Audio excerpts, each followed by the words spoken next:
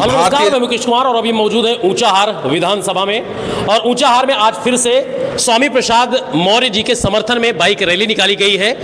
Bike rally तो जो footage आप देख रहे हैं, लगातार हर गांव, हर ब्लॉक, हर जिले में बाइक रैली का कार्यक्रम चला। जिस तरीके से 69,764 विद्यालय बंद हुए थे और उसके बाद में रायबरेली के अंदर ही नहीं, उत्तर प्रदेश नहीं, पूरे भारत में एक ऐसा माहौल गर्म हुआ जिस तरीके से एक पाखंडी ने, एक मनवादी ने स्वामी प्रसाद मौर्य के ऊपर हमला करने की कोशिश की और उसके बाद उनके समर्थकों ने जिस तरीके से उस मनवादी को सबक सिखाया है। आज हमारे पास में रायबरेली से जिला अध्यक्ष अपनी जनता पार्टी के मौजूद हैं, ऊंचाहार से विधानसभा अध्यक्ष मथुरा पासी जी हमारे साथ मौजूद है, महिला मोर्चा की भी टीम मौजूद है। अध्यक्ष जी, क्या कहेंगे जिस तरीके से हमला हुआ है रायबरेली में सुनियोजित तरीके से मनवादियों के द्वारा, इसको लेकर क्या कहेंगे? क्या यह षड्यंत्र था, सोची समझी साजिश थी, या स्वामी प्रसाद मौर्य को मारने की कोई पहले से ही प्लानिंग चल रही थी? एक हफ्ते पहले जी इसकी तैयारी चली है, जो मुझको जानकारी हुई है। और उस जानकारी में जो व्यक्ति ने इस तैयारी के पीछे, जो कि जिन लोगों ने हमला किया, इनकी ना स्वामी प्रसाद मौर्य के बगल में बैठने की हैसियत है, ना इनका कोई प्रतिद्वंद्विता है, लेकिन ये किराए के भाड़े के लोग हैं और पैसा ले करके ये हमला किया गया है। एक हफ्ता पहले ये तैयारी पूरी कर दी गई थी और उसी के क्रम में ये हमलावर दो भागों में बट रहे हैं। एक जो यादव था, उसके पिताजी कह रहे हैं कि मेरा बेटा जो है घर से इन्होंने बुला के ले गए कि मैं चलो आपको रायबरेली ले चलता हूँ। तो लोगों ने बोला कि आपको इतना पैसा मिलेगा, लेकिन काम क्या करना है ये उस बच्चे को नहीं मालूम था। काम क्या करना है ये उस बच्चे को नहीं मालूम था और जा करके माननीय मौर्य जी पर उसको लालच दे करके हमला ये करवाया गया। ये सुनियोजित तरीके से पूरा तय है और रायबरेली का 95% लोग इस चीज़ को कहते हैं कि ये हमला इनका नहीं है, लेकिन करवाया हुआ है। और उसके बाद इन लोगों ने हमला करके अपने जो आका इनके हैं उनको खुश करने के लिए वो अपने घर में बैठ करके पूरा षड्यंत्र कर रहा है। और वो भी भारतीय जनता पार्टी का पोषित व्यक्ति है, दल बदलू है, और करके लोगों पर वार कर रहा है कि माननीय स्वामी प्रसाद की बढ़ती हुई लोकप्रियता को कमजोर करने के लिए कि ये छोटे छोटे लोग इनके ऊपर हमला कर रहे हैं। स्वामी प्रसाद मौर्य कोई यहाँ कुमारबतिया को नहीं देखता जनी तो मर जाही हैं। ये स्वामी प्रसाद मौर्य तो रही है कि तुम उनको उंगली दिखा दोगे तो मर जाएंगे।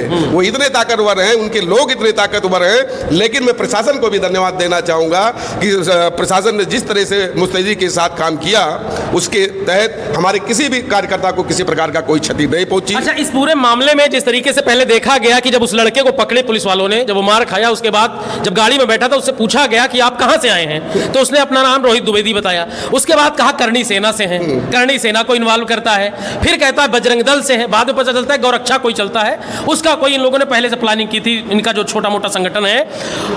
तो अब जब करणी सेना वाले खुल कर आए मैदान में, वो कह रहे हैं कि भैया हमारी तरफ से कोई है ही नहीं है, वो सफाई दे रहे हैं कि हमारा कोई आदमी नहीं, कोई बहरूपिया है। इसको लेकर क्या कहेंगे? जिस तरीके से पहले ये क्षत्रिय समाज को इन्वॉल्व करना चाहते, ठाकुरों को भी लड़ाना चाहते थे मौर्य को, उसके बाद यादव समाज को मौर्य से भिड़ाना चाहते थे, यादव को इन्वॉल्व करने के बाद जब यादव के पिताजी ने भंडाफोड़ कर दिया, करणी सेना ने भंडाफोड़ कर दिया, अब ये अकेले पड़ गए हैं मनवादी। इसको लेकर क्या कहेंगे? मनवादी अकेले हैं और अकेले रहेंगे। भारतीय जनता पार्टी के संरक्षित गुंडे हैं और संरक्षित गुंडों के तहत ये कभी बोलते हैं कि इनके लोगों ने बुला, लेकिन आज तक उसने किसी के नाम का खुलासा नहीं किया। अगर जो स्वामी प्रसाद मौर्य के समर्थकों ने इनको बुलाया है तो मैं उनसे कहना चाहता हूं कि उनका नाम तो बताओ कि हमको, अगर भाई साहब ने बुलाया है, भाई साहब ने बुलाया, ये नहीं बता रहे हैं। ये बता रहे हैं कि अपनी जनता पार्टी के समर्थकों ने हमको वहां पे बुलाया है। तो तरह तरह के इनके बयान पलट रहे हैं कि हम स्वामी प्रसाद पर हमला करने गए, कि हम हमला नहीं करने गए।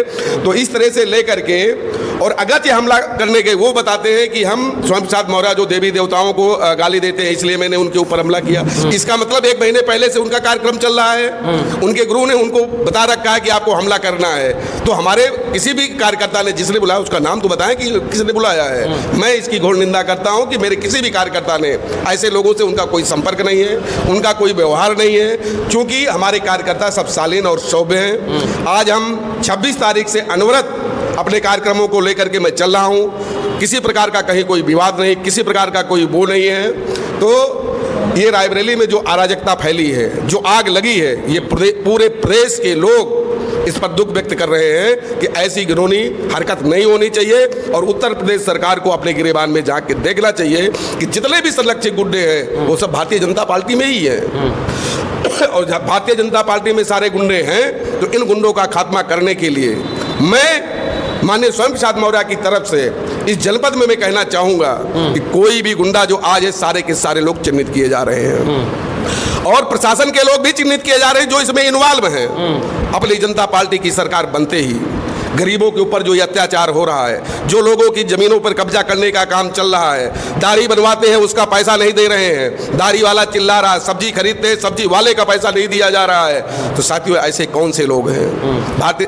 अच्छा अध्यक्ष जी, जिस तरीके से हमला होने के बाद अब जो हमलावर है जो मार खाया है वो कह रहा है मेरी जान को खतरा है, इनके समर्थकों ने बलभर कूटा है हमको, प्रशासन से वो सुरक्षा की मांग कर रहे हैं। एक तरफ कह रहे हैं कि धर्म के लिए सर कटा देंगे, एक तरफ उनको डर भी सता रहा है।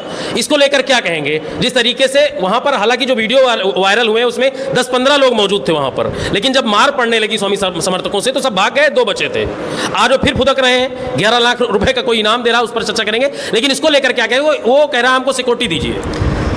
देखिए, जो आतंकवादी होता है, जो लोगों के ऊपर अनैतिक तरीके से प्रहार करते हैं, उनका न तो कोई धर्म होता है और न कोई स्थान होता है।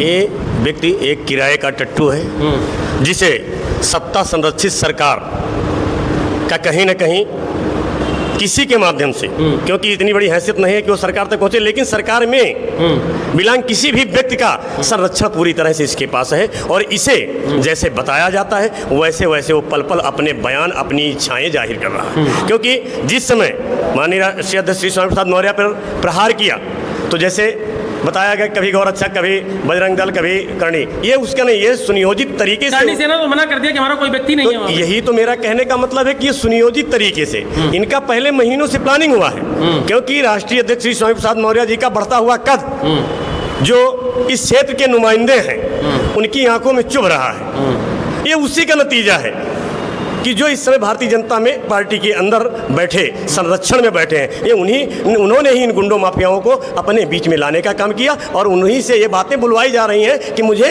इस सुरक्षा चाहिए या कुछ चाहिए, उनकी किसकी कोई आवश्यकता नहीं है। एक शख्स है आशीष तिवारी, वो अपना नाम बताते हैं, मटका के रहने वाले हैं, जो दिखवा पड़ता है। 11 लाख रुपए का इनाम दिए हैं जाके रोहित द्विवेदी जो है लड़का जिसको ऊपर मार पड़ी है, उसको लेकर क्या कहेंगे? 11 लाख को लेकर पहली बात तो जैसा सुनने को आ रहा कि आशीष तिवारी की इतनी बड़ी औकात ही नहीं थी कि 11 लाख दे पाते।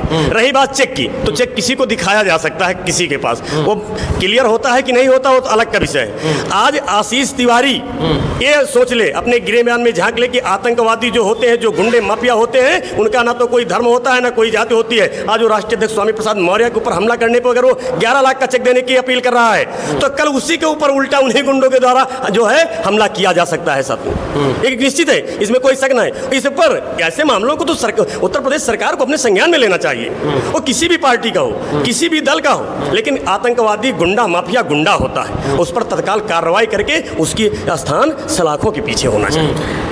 आशीष तिवारी को लेकर एक वीडियो सोशल मीडिया पर वायरल हो रहा है कि उन्हीं के परिवार का कोई पांडे जी हैं जिनकी जमीन को कब्जा करके रखा है, उनका भतीजा वगैरह फोन करके एक कोई शख्स है वो वीडियो वायरल हो रहा है ऐसा कि उसने जमीन कब्जा किया है। एक तरफ वो पूरे ब्राह्मण को जोड़ने की बात कर रहा है, सनातन धर्म को बचाने की बात कर रहा है, एक तरफ अपने ही समाज के एक व्यक्ति की जमीन पर कब्जा कर रहा है। ये कहां तक सही है? तो आप बताएं पत्रकार महोदय कि जो एक गुंडा खुद हो दूसरे की जमीन पे कब्जा करता हो और एक गुंडा दूसरे गुंडे के लिए 11 लाख कहां से देगा?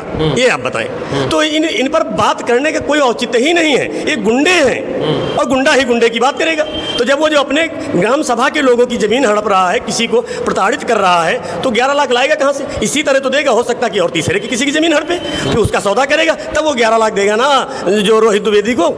तो इन पर बात करने का कोई औचित्य नहीं है। ये जो है एक भी गुंडे माफिया हैं और इनका कोई ना तो राजनीतिक कैरियर है और ना तो ही लोगों के बीच में कोई पकड़। अच्छा, एक लास्ट सवाल, अगर सरकार जिस तरीके से स्वामी प्रसाद मौर्य पर हमले कर रहे हैं मनवादी जी एक्शन नहीं लेती है तो फिर आपके पास क्या चारा बनता है? अगर इसी तरीके से उनके ऊपर हमला होता रहा तो हम लोग अगर हमारे राष्ट्रीय अध्यक्ष जी पर इसी तरह हमले होते रहेंगे, हम लोग पहले सरकार से अपील करेंगे, चाहे वो केंद्र की सरकार हो चाहे प्रदेश की सरकार हो, पहले तो हमारे राष्ट्रीय अध्यक्ष को Z+ सुरक्षा कराई जाए। अगर सरकार हमारे राष्ट्रीय अध्यक्ष जी को सुरक्षा नहीं प्रदान करती है, अगर इस तरह के कृत्य होते हैं, तो कानून को हम लोगों को अपने हाथ में लेना पड़ेगा। फिर हम लोग स्वयं उनकी सुरक्षा के लिए रोड पर उतरेंगे, ये निश्चित है। तो चलिए, तो अपनी जनता पार्टी के जो कार्यकर्ता हैं यहाँ पर, जिला अध्यक्ष जी, विधानसभा अध्यक्ष जी ऊंचाहार में, इनका कहने का मतलब है कि सरकार स्वामी प्रसाद मौर्य की सुरक्षा नहीं कर सकती है, तो फिर ये कार्यकर्ता खुद मैदान में उतरकर सुरक्षा करने के लिए तत्पर हैं।